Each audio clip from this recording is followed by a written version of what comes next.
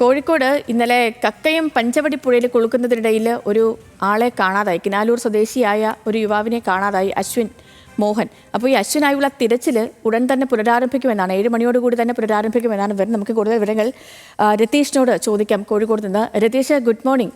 തിരച്ചിൽ ആരംഭിക്കാനുള്ള നീക്കങ്ങളൊക്കെ അവിടെ തുടങ്ങിയോ? ഇന്നലെ ഉച്ചയോടുകൂടി പുഴയിൽ കുളിക്കാൻ ഇറങ്ങിയതാണ്, അപ്പോഴാണ് കാണാതാകുന്നത്. എങ്ങനെയാണ് ഇപ്പോൾ സ്ഥലത്തു നിന്നുള്ള വിവരങ്ങൾ? Lakshmi, good morning. ഇപ്പോൾ അല്പസമയത്തിനുള്ളിൽ തെരച്ചിൽ ആരംഭിക്കാനുള്ള സജ്ജീകരണങ്ങളാണ് ഒരുക്കിയിട്ടുള്ളത്.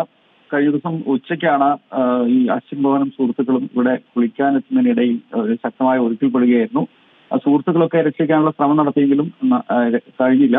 തുടർന്ന് ജില്ലയിലെ ഫയർഫോഴ്സ് യൂണിറ്റുകളും സ്കൂബ ടീമും കുരാച്ചുണ്ട് പോലീസും ഒക്കെ തന്നെ നാട്ടുകാരുടെ സഹായത്തോടെ ഇന്നലെ വൈകിട്ട് വരെ തെരച്ചിൽ നടത്തിയെങ്കിലും വൈകിട്ടോടെ ഈ കാലാവസ്ഥ മഴ ശക്തമായതോടെ തെരച്ചിൽ അവസാനിപ്പിച്ചു. അത് മാത്രമല്ല, ശക്തമായ അടിയൊഴുക്കുള്ള സ്ഥലമാണ് ഇവിടെ. അതുകൊണ്ട് തന്നെ ഇന്നലെ തെരച്ചിൽ പൂർത്തിയാക്കാൻ സാധിച്ചില്ല. അതുകൊണ്ട് തന്നെ ഇന്ന് 7 മണിയോട് കൂടെ തന്നെ തെരച്ചിൽ ആരംഭിക്കും എന്നുള്ള സന്നാഹങ്ങളൊക്കെ എത്തിയിട്ടുണ്ട്.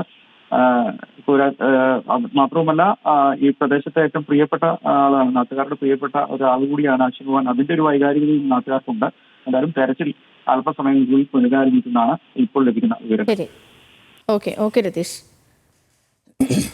ഇങ്ങനെയുള്ള സംഭവങ്ങളൊക്കെ ഈ വലിയ സങ്കടകരമാണല്ലേ? കാരണം കുളിക്കാൻ വേണ്ടി ഇറങ്ങുന്നു, പെട്ടെന്ന് ആ ഒഴുക്കിൽ പെട്ടു പോകുന്നു, കാണാതാകുന്നു.